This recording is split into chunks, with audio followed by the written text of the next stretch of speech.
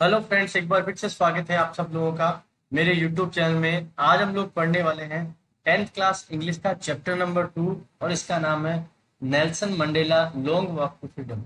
ये कहानी है हमारे देश के, जिस तरह से महात्मा गांधी है उसी प्रकार से साउथ अफ्रीका में नेल्सन मंडेला को बहुत सम्मान के साथ में याद किया जाता है, क्योंकि जिस तरह से हमारे देश में गांधी जी ने आजादी की लड़ाई लड़ी थी, उसी प्रकार की ही एक आजादी की लड़ाई नेल्सन मंडेला ने साउथ अफ्रीका में लड़ी थी। ये चैप्टर जो है ये बहुत ही इंटरेस्टिंग और शानदार होने वाला है।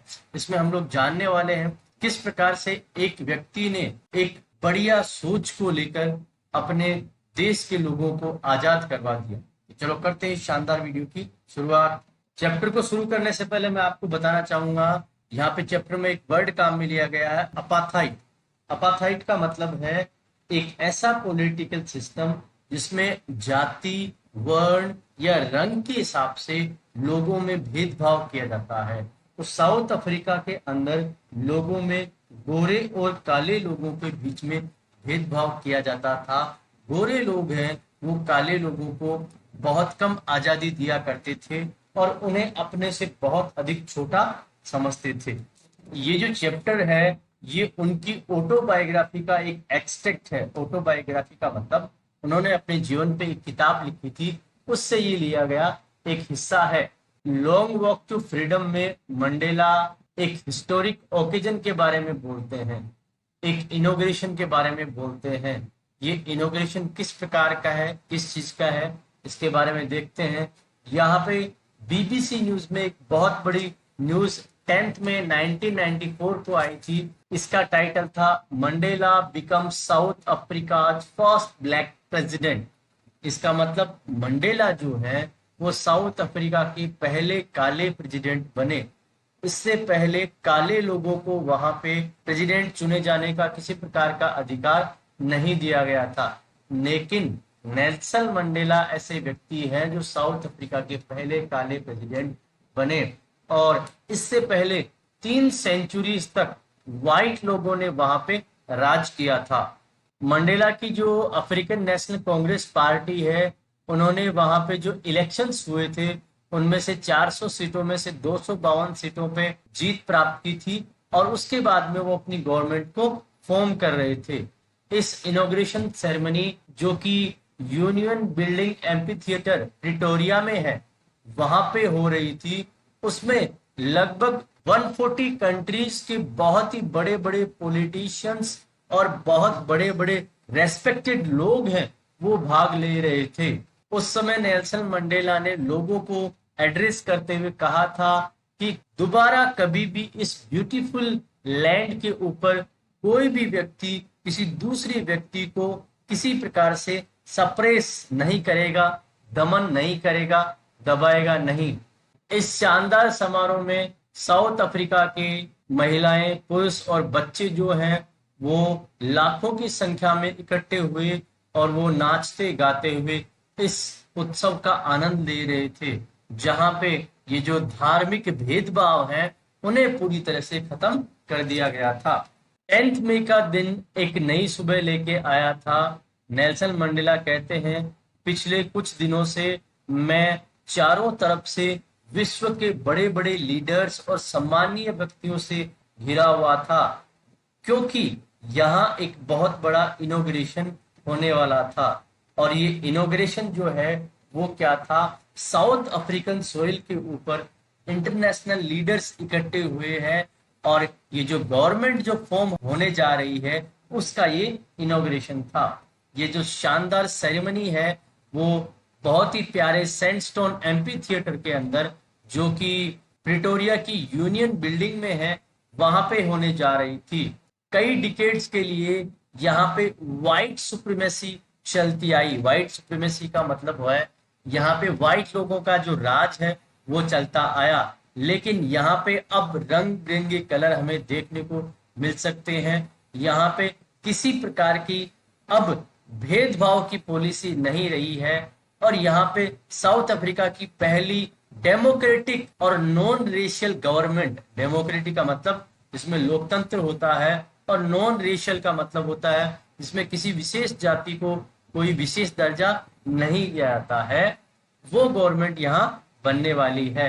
मंडेला कहते हैं इस लवली ऑटम डे के दिन मेरे साथ में मेरी बेटी जिनानी है, वो भी पोडियम पे है। और यहाँ पे सबसे पहले अगर मैं बात करूं तो मिस्टर डी क्लर्क जो है उन्होंने सेकंड डेप्यूटी प्रेसिडेंट के रूप में शपथ ली है। और उनके बाद में थाबो म्बेकी जो है उन्होंने फर्स्ट डेप्यूटी प्रेसिडेंट के रूप में शपथ ली है। इनके बाद में मेरा नंबर आया और मैंने भी शपथ ली और मैंने अपने कॉन्स्टिट्यूशन को ऊपर उठाते हुए कहा कि मैं यहाँ के लोगों के लिए और यहाँ की रिपब्लिक के लिए हमेशा सही काम करता रहूंगा। और यहाँ के जितने भी गेस्ट हैं उन सबको देखते हुए मैंने सब लोगों को ये कहा, आज का दिन हमारे लिए बहुत अधिक इम्पोर्टेंट है। आज आप सब लोगों के आने से हमें बहुत अधिक सम्मान मिला है और आज हमारे लोगों को आजादी मिली है। हमारे लोगों ने एक बहुत ही भयानक समस्या का पिछले कुछ समय से सामना किया, जो कि धार्मिक रूप से या जातीय रूप से कलर के हिसाब से जो भेदभाव है उसको लेके चला आ रहा था। लेकिन अब ये पूरी तरह से समाप्त हो चुका है और मैं उम्मीद करता हूं हमारे देश में ये दोबारा से नहीं होगा। हम वो लोग जो कि आउटलोज थे, जिन्हें मुख्य धारा में कभी भी शामिल नहीं किया गया था, लेकिन आज हमें यहाँ पे अपने देश में वापस सम्मान के साथ में बहुत बड़े बड़े अधिकार और जिम्मेदारियां दी जा रही हैं। आज के दिन हम हमारे विशेष जो इंटरनेशनल गेस्ट हैं उनको बहुत अधिक धन्यवाद देना चाहेंगे, क्योंकि वो इस मौके पे आए हैं जहां पे जस्टिस, पीस और ह्यूमन डिग्निटी की विक्ट्री हुई है और अंततः हमने पॉलिटिकल रूप से आजादी को प्राप्त कर लिया है। और हमारे जो लोग जो कि पॉवर्टी, डिप्रिवेशन, सफरिंग, जेंडर और कई अन्य प्रकार के डिस्क्रिमिनेशन से घिरे हुए थे, वो अब पूर्णतः आजाद हो चुके हैं। कभी भी इस सुंदर धरती पे ये सब चीजें दोबारा देखने को नहीं मिलेगी। इस साउथ अफ्रीका की धरती का जो सूर्य है वो कभी भी अस्त नहीं होगा और मैं चाहूंगा यहाँ पे हमेशा स्वतंत्रता का राज रहे और भगवान हमेशा अफ्रीका को ब्लेस करता रहे। कुछ समय बाद में हम सब लोगों की आंखें ऊपर की तरफ उठ गई, क्योंकि ऊपर जो है साउथ अफ्रीकन जेट्स और हेलीकॉप्टर्स और ट्रुप कैरियर जो थे वो परफेक्ट फॉर्मेशन में इस यूनियन बिल्डिंग के ऊपर एक शानदार नजारा दिखा रहे थे। ये केवल मिलिट्री फोर्स का शानदार नजारा नहीं था, लेकिन ये इस बात को भी दर्शा रहे थे कि अब ये जो डेमोक्रेटिक गवर्नमेंट है उसके प्रति हम पूरी तरह से वफादार हैं। कुछ समय पहले यहाँ पे जो जनरल हैं और डिफेंस के बड़े बड़े पर्सन्स हैं जिनके पास बड़े बड़े मेडल्स हैं, उन्होंने मुझे सैल्यूट किया है और उन्होंने अपनी लॉयल्टी की शपथ ली है। आज से कई साल पहले की अगर मैं बात करूं तो सैल्यूट करना तो दूर की बात है, वो लोग मुझे अरेस्ट किया करते थे। लेकिन अब वो जो बातें हैं वो पूरी तरह से बीत चुकी हैं और ये शानदार जो जेट्स और हेलीकॉप्टर्स है ये बहुत ही शानदार अफ्रीकन फ्लैग को यहाँ पे आसमान में दिखा रहे हैं। आज के दिन हमारे नेशनल एंथम जो कि दो हैं, एक वाइट लोगों का एक काले लोगों का, उन दोनों को बजाया जा रहा है। वाइट और काले लोगों को एक दूसरे के एंथम के जो वर्ड्स हैं वो याद नहीं है, लेकिन फिर भी वो उन्हें गुनगुनाए जा रहे हैं। उनमें किसी प्रकार का कोई भेदभाव दिखाई नहीं दे रहा है। इस इनॉग्रेशन के दिन मैं बहुत अधिक खुश हूँ।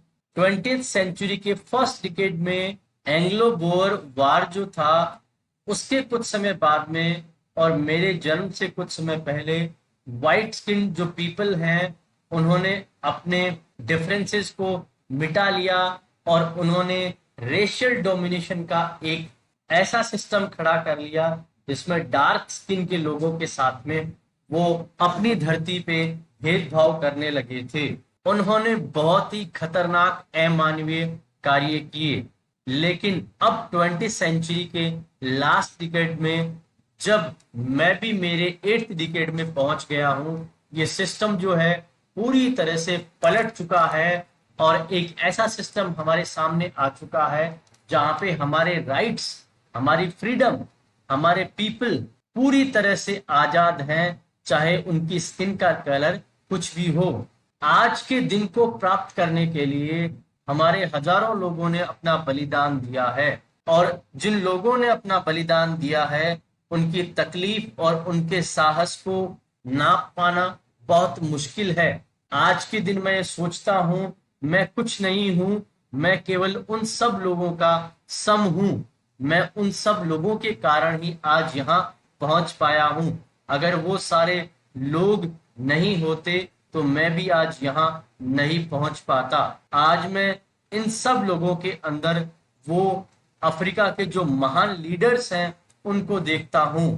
ये जो अपाथाइट यानी सामाजिक भेदभाव की जो नीति है, इसने मेरे देश को घायल कर दिया और मेरे लोगों को परेशान कर दिया और हमारे लोगों को बहुत समय तक इसकी पीड़ा को उठाना पड़ा। मैं मानता हूं कि इसे मिटाने के लिए सदियां नहीं, कुछ साल लगेंगे और सारे घाव भर जाएंगे।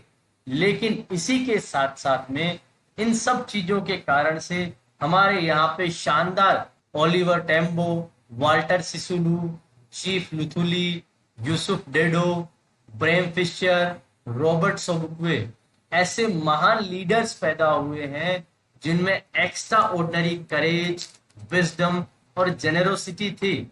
मैं सोचता हूं कि ऐसे लोगों को वापस पाना नामुमकिन होगा। इन लोगों ने जो काम किया है उस काम को करना बहुत ही मुश्किल है। मेरे कंट्री के अंदर मिनरल्स और जेम्स जो हैं वो सोइल के अंदर बहुत अधिक हैं, लेकिन फिर भी हमारे देश की जो सबसे वैल्यूएबल वेल्थ है वो यहाँ के लोग हैं, क्योंकि यहाँ के लोग जो हैं वो डायमंड से भी ज्यादा प्योर हैं। इन्हीं मेरे साथियों के कारण मैंने करेज को जाना और समय समय पे महिलाएं और पुरुष जो हैं उन्होंने अपनी जान की बाजी लगा दी इस एक विचार को पूरा करने के लिए। मैंने उन्हें देखा है बहुत अधिक टॉर्चर को बर्दाश्त करते हुए और उनमें असीमित ताकत थी कि वो इन यातनाओं को, इन परेशानियों को भुगत सके। और मैंने उनमें इतना साहस देखा है कि उसे कोई भी तोड़ नहीं सकता। ब्रेव वो नहीं है जो डरता नहीं है, ब्रेव वो होता है जो डर को जीत लेता है। कोई भी व्यक्ति जब पैदा होता है किसी के लिए उसके मन में नफरत नहीं होती है, लेकिन धीरे धीरे वो लोगों से नफरत करना सीख लेता है और इसी प्रकार से लोगों से प्यार करना भी सीख लेता है। लेकिन मैं ये मानता हूं कि लोगों को प्यार करना बहुत आसान है नफरत करने के बजाय। मुसीबत के समय में जब हम लोग जेल में थे और हमें बहुत अधिक टॉर्चर किया गया, तब भी मैंने ये महसूस किया कि हमारे लोग जिन्हें बहुत अधिक टॉर्चर किया गया उन्हें भी ये देखने को मिला कि हमारे जो गार्ड्स थे, हो सकता है 1 सेकंड के लिए ही उनकी आंखों में दया की भावना हमें दिखाई दी और उसी के कारण से हम लोग हमारे रास्ते पे आगे बढ़ते गए। जीवन में हर एक व्यक्ति के पास 2 जिम्मेदारियां होती हैं। पहली जिम्मेदारी उसके परिवार, पेरेंट्स, वाइफ और बच्चों की। फिर दूसरी जिम्मेदारी होती है उसके लोगों की, समाज की और देश की। वास्तव में अगर मैं बात करूं तो हर एक व्यक्ति जो है इन दोनों जिम्मेदारियों को निभाने में सक्षम है और अपने अपने लेवल पे वो इन्हें निभाने का प्रयास भी करता है। लेकिन साउथ अफ्रीका जैसे कंट्री की अगर मैं बात करूं तो यहाँ पे इन्हें निभाना बहुत ही मुश्किल था। अगर इस देश में कोई भी व्यक्ति साधारण जीवन जीना चाहता था तो उसे ऐसा करने नहीं दिया जाता था। अगर कोई व्यक्ति अपनी जिम्मेदारियों को निभाना चाहता था तो उसे उसके परिवार से अलग कर दिया गया। शुरुआत में मैं भी अपने परिवार को बहुत अधिक पसंद करता था, लेकिन धीरे धीरे मुझे पता लगा कि मुझे मेरे लोगों की सेवा करनी है और धीरे धीरे मुझे ये भी पता लगा कि मेरी जो जिम्मेदारियां एक सन के रूप में, एक ब्रदर के रूप में, एक फादर के रूप में और एक हस्बैंड के रूप में है, उन्हें मैं निभा नहीं सकता, क्योंकि ये जो सामाजिक बेड़ियां हैं ये मुझे इन्हें निभाने से रोक रही थी। मैं जब पैदा हुआ था तो मेरे अंदर आजादी की कोई भूख नहीं थी। वास्तव में जब मैं पैदा हुआ था तो मैं बिल्कुल आजाद था। खेतों में घूमने की मेरे पास आजादी थी, मेरे पास तैरने की आजादी थी, मेरे विलेज में घूमने की मुझे आजादी थी और किसी भी प्रकार का खाना खाने की भी मुझे आजादी थी। लेकिन धीरे धीरे जैसे जैसे मैं बड़ा होता गया और मेरी ट्राइब के जो कस्टम्स हैं उनको मैंने जाना और उसके बाद में बाहर की दुनिया को मैंने देखा, तब मैं जानने लग गया कि वास्तव में मैं आजाद हूं या नहीं हूं। जब मैं थोड़ा बड़ा हुआ तब मुझे समझ में आया कि ये आजादी तो एक धोखा है। वास्तव में हमारी आजादी जो है वो हमसे बहुत पहले छीन ली गई थी। एक स्टूडेंट के रूप में मैं आजादी चाहता था, लेट नाइट तक बाहर रहने की, जहां मैं जाना चाहूं वहां जाने की, जहां मैं पढ़ना चाहूं वो कुछ पढ़ने की और जो कुछ मैं प्राप्त करना चाहता हूं वो प्राप्त करने की। लेकिन ये सब चीजें मुझे नहीं मिली। धीरे धीरे मुझे पता लगने लगा कि ना केवल मैं, मेरे ब्रदर्स और सिस्टर्स भी मेरी तरह ही आजाद नहीं थे और हमारी आजादी को कैद कर लिया गया था। फिर मैंने अफ्रीकन नेशनल कांग्रेस को ज्वाइन किया और धीरे धीरे मेरे अंदर आजादी की भूख जागृत हुई और मैं पूर्णतः आजाद होना चाहता था। यह आजादी की जो मेरी इच्छा थी और मेरे लोगों को सम्मान का जो जीवन दिलाने की जो मेरी इच्छा थी, इसी कारण से एक डरे हुए आदमी को एक बोल्ड आदमी में बदल दिया। मैं एक ऐसा व्यक्ति था जो हमेशा कानून को मानने वाला था, लेकिन मैं एक क्रिमिनल बन गया और फैमिली लविंग हस्बैंड से मैं एक ऐसा व्यक्ति बन गया जो बिना घर के रहने लगा, एक साधु संत की तरह। मैं अन्य लोगों की तरह ही बिल्कुल सामान्य व्यक्ति हूँ। मेरी तरह और लोग भी बलिदान कर सकते थे अगर उनकी आजादी को उनसे छीन लिया गया होता। सभी व्यक्तियों को अपनी आजादी पाने का अधिकार है और इस आजादी को कोई भी उनसे छीन नहीं सकता। हमारी आजादी को छीनने वाला है वो भी किसी तरीके से दबाव में है, जिस तरह से गुलाम होने वाला व्यक्ति दबाव में होता है। एक व्यक्ति जो दूसरे की आजादी छीनता है वो गुलाम है हेट्रेड यानी नफरत का, वो पूर्वाग्रह और नैरो माइंडेडनेस से घिरा हुआ है। उसकी सोच बहुत छोटी है। मैं वास्तव में आजाद नहीं हूं अगर मैं किसी की आजादी को छीन लेता हूं। इसलिए मेरी आजादी वहीं तक है जब तक मैं किसी दूसरे की आजादी को छीनता नहीं हूं। इसलिए आजादी को छीनने वाला और गुलामी को सहने वाला दोनों ही अमानवीयता से भरे हुए हैं। तो दोस्तों, इस प्रकार से नेल्सन मंडेला ने बहुत अधिक संघर्ष करते हुए अपने साथियों के साथ मिलके व्हाइट पीपल को चुनौती दी और अपने देश के लोगों को आजादी दिलवाई। दोस्तों, मैं उम्मीद करता हूँ ये चैप्टर आपको पसंद आया होगा। इस क्लास के अन्य वीडियोस को देखने के लिए प्लीज हमारे चैनल को सब्सक्राइब करें। Thank you so much.